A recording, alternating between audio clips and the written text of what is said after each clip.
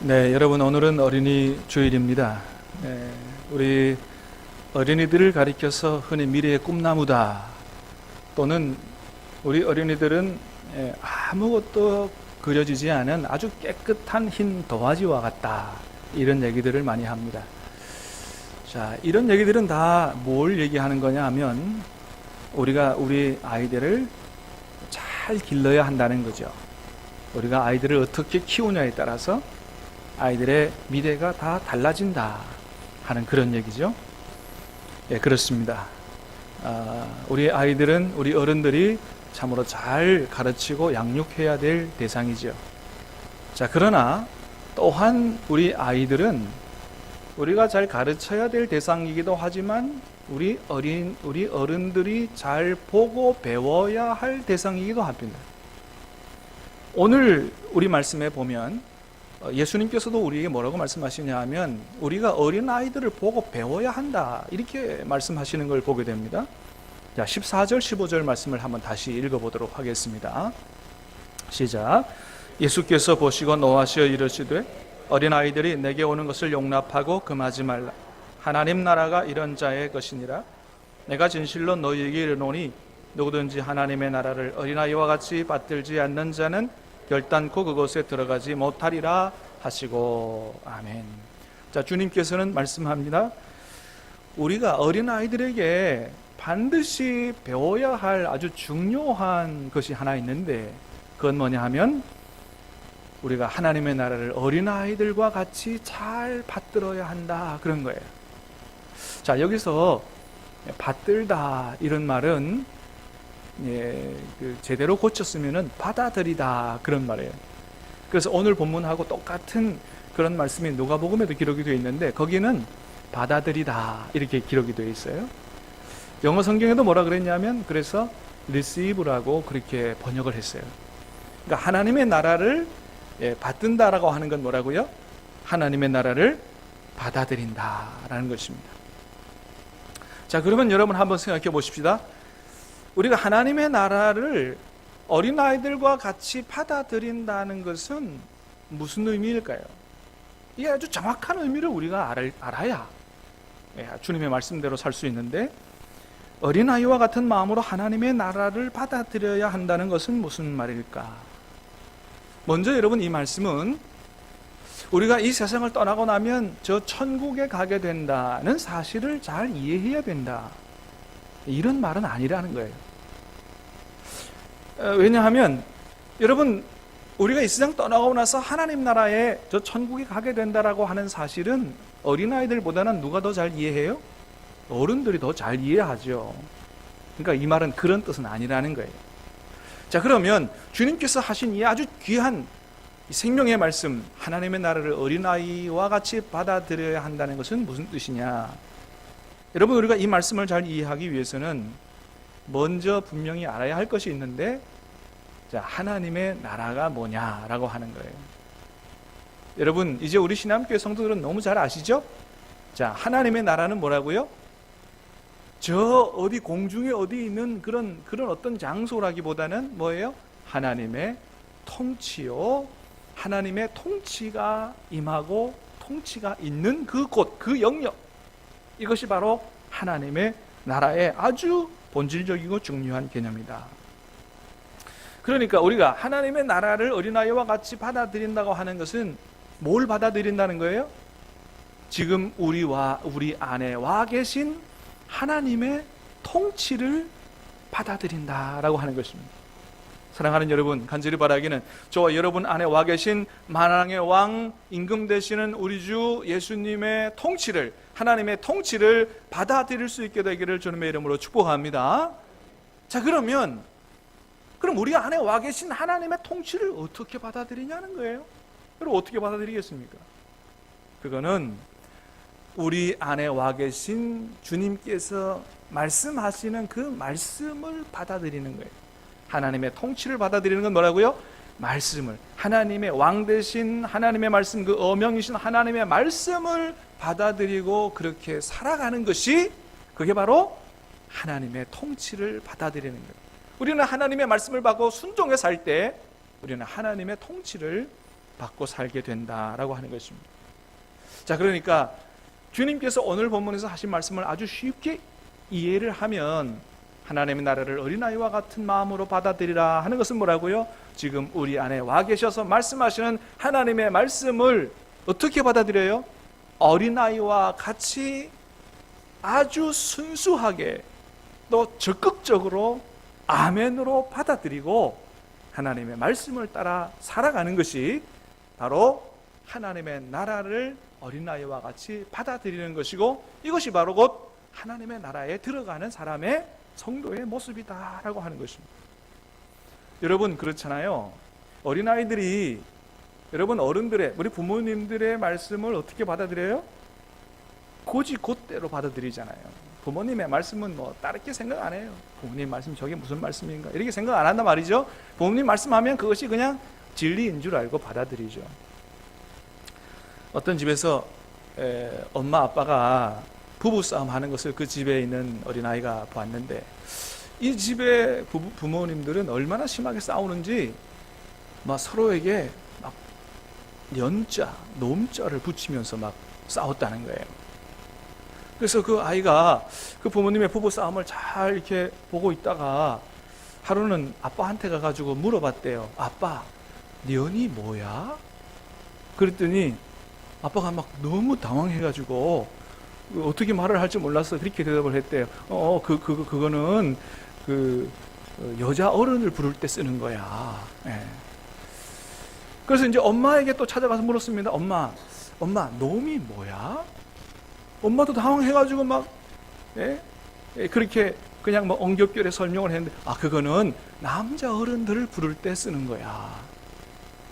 하루는 이 아이가 할머니 집에 갔답니다. 예전에 배우고 보고 듣고 했던 것이 있어서 할머니에게 얘기했. 할머니, 우리 엄마 아빠가 싸우는데 막 년자 놈자 붙이고 싸워요. 할머니가 얘기합니다. 지랄들 하고 자빠졌네. 이 아이가 막 듣고 막 너무 기가 막히게, 할머니, 지랄하고 자빠졌네가 뭐야?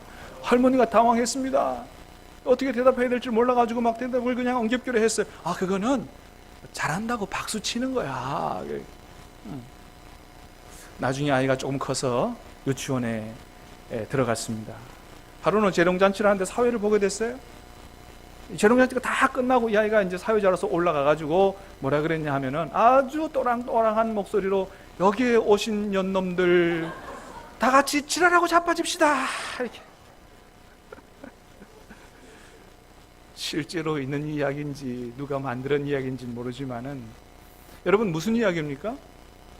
아이들은 이렇게 부모님들이 한 얘기를 곧이곧대로 바보스럽게 그렇게 받아들인다는 거죠. 여러분, 오늘 주님께서 우리에게 하신 말씀이 바로 이거예요. 우리가 하나님의 나라를 받아들일 때 어떻게 받아들여요? 이와 같은 자세로. 하나님의 말씀을 받아들일 때 어떻게 해요? 이와 같이 어린아이들이 그대로 부모님의 얘기를 곧이곧대로 받아들이는 것은 하나님의 말씀에는 노가 없다, 노맨이 없다는 거죠. 그대로 순수하게 곧이곧대로 적극적으로 아멘으로 받아들이는 이런 자세를 가진 사람이 바로 천국에 들어가는 사람이다 라고 하는 것입니다. 오늘 보면 16절에 보면 예수님께서 이런 어린아이들을 안아주시고 안수해 주시고 축복해 주셨다, 이런 말씀을 합니다.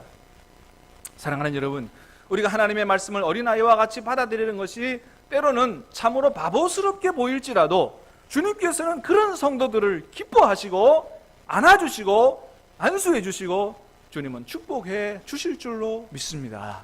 그래요.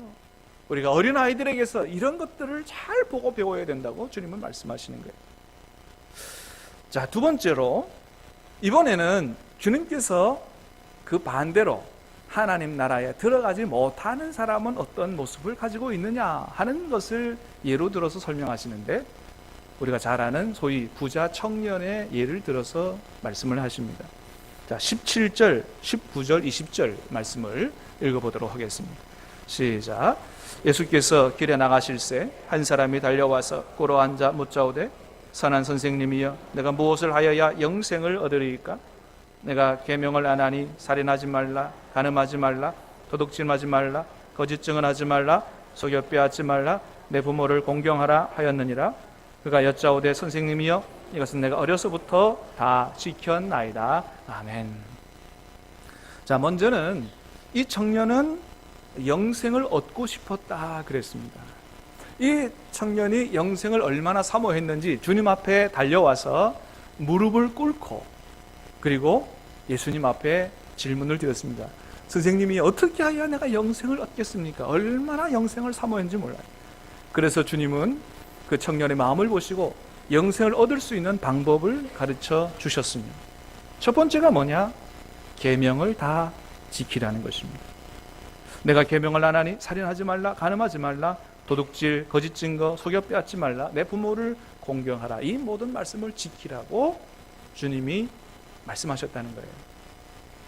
여러분, 우리가 구원받는 것에 대해서 오해하지 말아야 할 것이 하나 있는데, 그것은 우리가 구원을 믿음으로 받는다라고 하는 말은 그저 믿습니다라고 하는 그런 고백만 하면 이루어지는 것으로 그렇게 생각해서는 안 된다라고 하는 것입니다.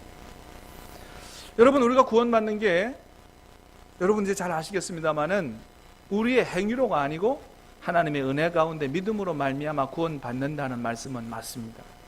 근데 중요한 건 뭐냐 하면 우리를 구원시키는 그 믿음은 어떤 믿음이냐 하는 게 중요하다는 거예요. 그 믿음은 성경 전체에서 말씀하시기를 믿습니다라고 하는 입술로만의 고백이 아니라 뭐예요? 하나님의 말씀에 순종이 있는 믿음. 그 믿음이 야고보서에서 말씀합니다. 그 믿음이 죽은 믿음이 아니고 산 믿음이요, 행함이 얻은 믿음은 죽은 믿음이요. 예수님께서도 뭐라고 말씀하신다고요? 마태복음 7장 21절에서 이렇게 말씀하시죠. 한번 다시 읽겠습니다. 시작.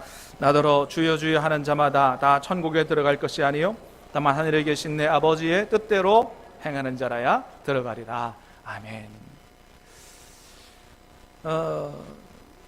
믿음으로 말미암아 구원받는다는 것이 맞는데 예수님 말씀은 주여 주여 하는 자마다 입술로 고백하는 것으로 안 된다.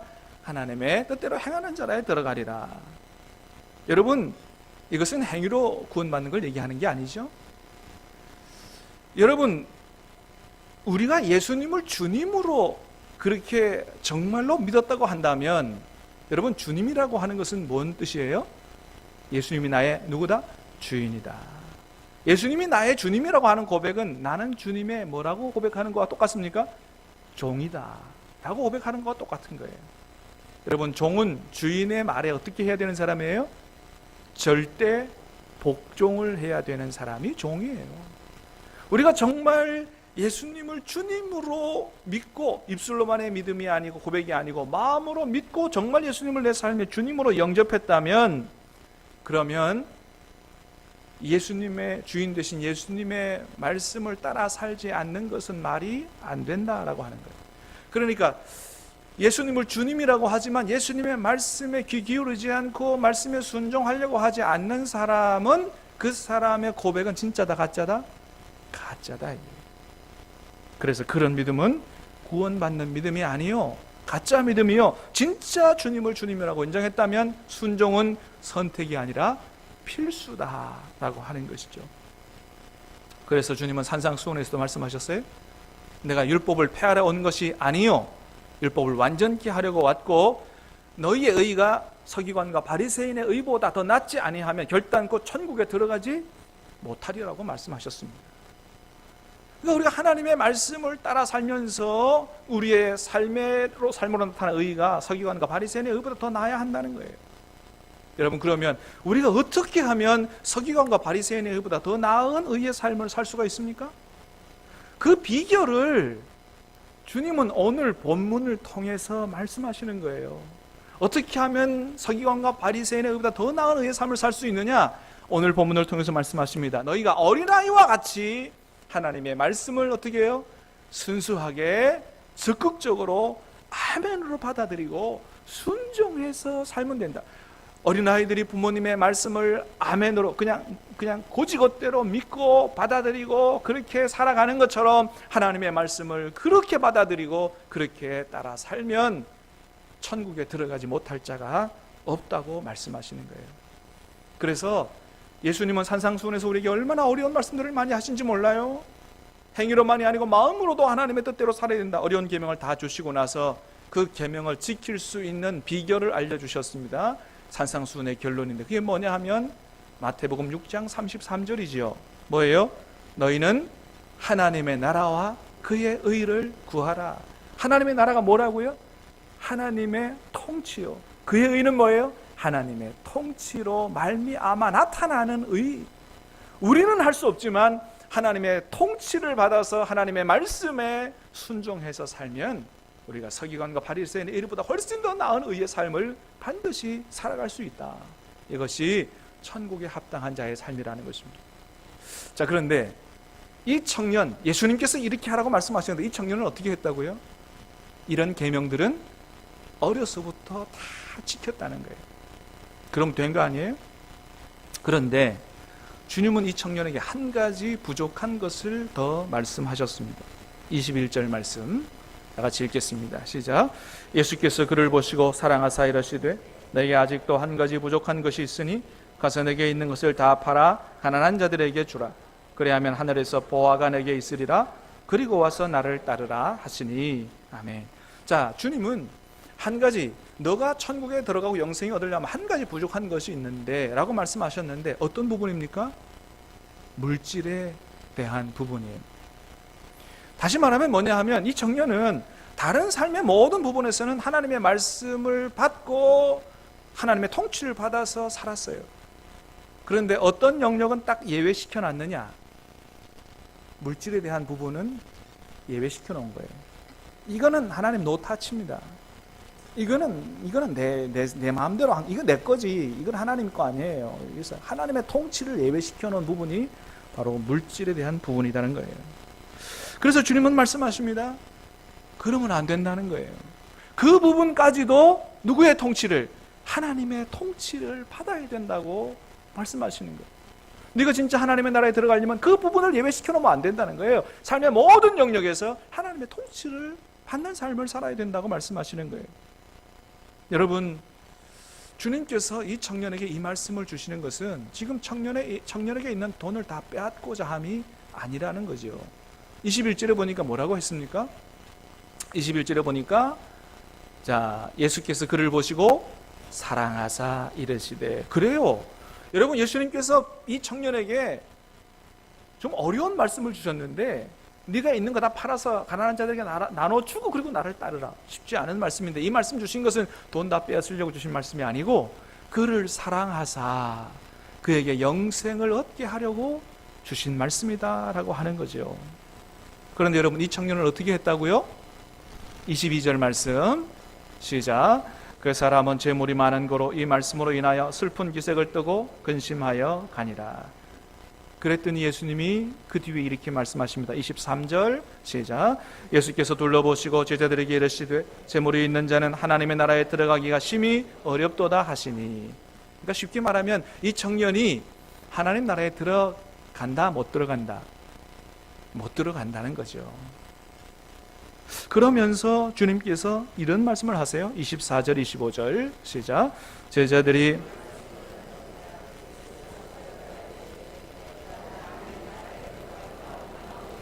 낙타가 바늘기로 나가는 것이 부자가 하나님 나라에 들어가는 것보다 쉬우니라 하시니. 낙타에 대한 얘기를 하세요. 부자가 천국 들어가는 것이 낙타가 바늘기로 통과하는 것보다 더 어렵다는 거예요. 여러분, 그래서 예로부터 이 말씀에 대한 해석이 여러 가지가 나왔어요. 이 말씀을 그대로 받아들이기가 어렵다는 거죠. 그러면 누가 천국에 들어가? 그러니까 이 말씀을 그대로 받지 않고 여러 가지로 해석이 나타났어요. 첫 번째는 여기에 말하는 낙타는 헬라어 카멜로스라는 말인데 이 밧줄이라고 하는 말이 카밀루스라고 하는 말이니까 이게 낙타가 아니고 아마 밧줄일 거야, 이렇게 해석을 했어요. 여러분, 그러나 낙타나 밧줄이나 바늘기로 통과합니까? 못합니까? 그게 그거예요.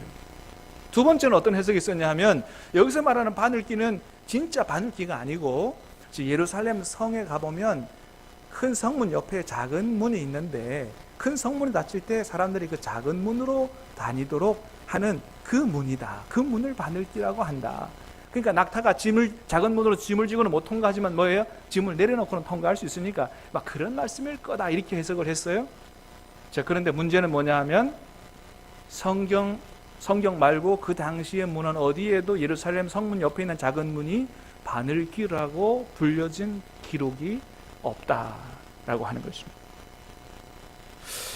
자, 예수님의 제자들의 반응도 그것을 뒷받침해줘요. 26절입니다. 시작. 제자들이 매우 놀라 서로 말하되 그런즉 누가 구원을 얻을 수 있는가 하니. 그러니까 예루살렘 성문 옆에 작은 문이라고 한다면 제자들이 이런 반응 안 했겠죠. 아, 그거 그 문으로 그렇게 짐 내려놓고 통과하면 되는구나. 근데 제자들이 이해한 예수님 말씀은 뭐예요? 실제의 바늘기로 낙타가 통과하는 거고 아무도 구원을 받을 수 없겠구나.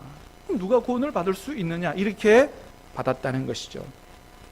그러니까 예수님 말씀은 뭐냐 하면 부자가 하나님의 나라에 들어가는 것은 아예 불가능하다, 이런 말씀인 것입니다. 자, 그런데 중요한 것은 뭐냐 하면 예수님의 말씀이 거기서 끝나지 않았다는 거예요. 그 다음 말씀이 있어요. 27절입니다. 시작. 예수께서 그들을 보시며 이러시되 사람으로는 할 수 없으되 하나님으로는 그렇지 아니하니 하나님으로서는 다 하실 수 있느니라. 아멘. 자, 부자가 천국에 들어갈 수 없지만 가능한 방법이 있다는 거예요. 그게 뭐예요? 하나님으로 가능하다는 것입니다. 다시 말하면 부자가 자기의 노력과 자기의 선행으로 천국에 들어갈 수 있는 게 아니고 뭐예요? 하나님의 통치를 받을 때 부자도 얼마든지 천국에 들어갈 수 있다는 거예요. 사랑하는 여러분 사업도 잘 되고 모든 일이 잘 돼서 다 부자 되시기를 축복합니다. 그리고 하나님의 통치를 받는 부자가 되시기를 주님의 이름으로 축복합니다. 그러면 된다는 거예요. 그 부분만 예외시켜 놓지 말고 그 부분도 하나님의 통치를 받으면 된다는 거예요. 자, 그랬더니 베드로가 이렇게 말합니다. 28절 시작. 베드로가 여짜와 이르되 보소서 우리가 모든 것을 버리고 주를 따랐나이다. 아멘. 베드로가 자신 있게 얘기합니다. 예수님, 우리는 모든 거 버리고 예수님을 따랐어요. 자, 그런데 여러분 여기서 우리가 하나 생각해 볼 게 있어요. 그게 뭐냐 하면 이 베드로의 고백이 모든 것을 버리고 예수님을 따랐다고 하는 고백이 정말로 베드로가 말 그대로 자기의 배와 그물을 다 내다 팔아버리고 또 자기 부모 형제와도 다 관계를 끊어버리고 모든 것을 버려버리고 그렇게 해서 예수님을 따랐습니까? 아니라는 거죠. 여러분, 우리가 지난주에도 봤습니다마는 부활하신 예수님 만나고 난 다음에 이 베드로가 자기의 죄책감이 억눌려서 어디로 갔어요? 고기 잡으러 갔다 말이죠. 고기 잡으러 갔다는 말은 뭐가 있다는 거예요? 배와 그물이 있다는 거죠. 물론 뭐 팔아버리고 다시 살 수도 있겠지만은 그러나 그렇지 않을 수도 있고, 그 또 하나는 베드로가 부모님 관계 끊고 그렇게 예수님 따랐습니까? 아니잖아요. 열병 걸린 장모님 얼마나 잘 모시고 그렇게 잘 살았습니다. 여러분, 그렇습니다. 이렇게 모든 거 다 팔아버리고 관계 끊어버리고 안 했습니다만은 예수님께서 뭐라 그러셨냐면, 야, 너 왜 배와 금을 안 팔아버렸어? 너 왜 부모 형제 관계 안 끊고 왜 그렇게 하는 거야? 넌 천국에 합당하지 않아. 이렇게 말씀을 안 하셨다는 거죠. 다시 말해서 오늘 우리에게 하시는 말씀이 뭐냐 하면, 지금 우리에게 있는 돈을 지금 다 정리해가지고 헌금하고 다 나눠주고 그렇게 하라는 말씀이 아니라는 것입니다. 주님께서 우리에게 하시는, 사실은 이 청년에게는 좀 강력하게 말씀하셨습니다만은 주님께서 우리에게 원하시는 건 뭐냐 하면, 우리가 지난주에 들었던 것처럼 정말로 베드로야, 네가 이 모든 것들보다 나를 더 사랑하느냐? 우리가 가지고 있는 많은 돈보다도 훨씬 더 주님을 정말로 사랑하느냐? 이 물질이 내게 있습니다만 이것이 내 것이 아니고 주님께서 주신 것이요, 이것의 주인은 바로 누구다? 하나님이시다 라는 것을 인정하고 사느냐 하는 것이죠. 주님은 그래서 우리가 그런 믿음을 가지고 주님께서 쓰시고자 하실 때, 내가 쓰고자 한다고 하실 때 우리가 아멘, 이것의 주인이 주님이시니 내가 얼마든지 드리겠습니다 라고 하는 그런 믿음을 가지고 우리의 모든 삶의 영역에서 누구의 통치를 받고 살라고 말씀하시는 거예요? 하나님의 통치를 받고 살라고 말씀하시는 거예요. 주님은 우리에게 그런 믿음을 원하신다라고 하는 것입니다. 그런 사람에게 주님은 두 가지 보상의 축복을 해주시는데, 29절 말씀을 보겠습니다. 29절, 30절 시작. 예수께서 이르시되 내가 진실로 너희에게 이르노니 나와 복음을 위하여 집이나 형제나 자매나 어머니나 아버지나 자식이나 전토를 벌인 자는 현세에 있어 집과 형제와 자매와 어머니와 자식과 전토를 100배나 받되 박해를 겸하여 받고 내세 영생을 받지 못할 자가 없느니라. 아멘. 지금 있는 것들을 다 팔아치우고 다 끊어버리고 하지는 않았습니다만은, 그러나 이 모든 것들보다도 주님을 더 사랑하고 모든 것의 주인은 하나님이심을 인정하고 그렇게 주님을 우선하여 그렇게 살아가는 주님의 제자들에게는 두 가지 축복을 주시는데, 첫 번째는 이 세상에서 그 모든 것에 100배나 더 되는 축복을 주신다. 여기서는 더 길게 설명하지 않겠습니다. 영육의 축복을 다 말씀하십니다. 100배의 축복을 주신다. 두 번째는 어떤 축복을 주시냐면 영생을 받지 못할 자가 없다. 이런 사람이 바로 천국에 들어가는 사람이다. 사랑하는 여러분, 오늘 어린이 주일에 주님께서 우리에게 생명의 말씀을 주십니다.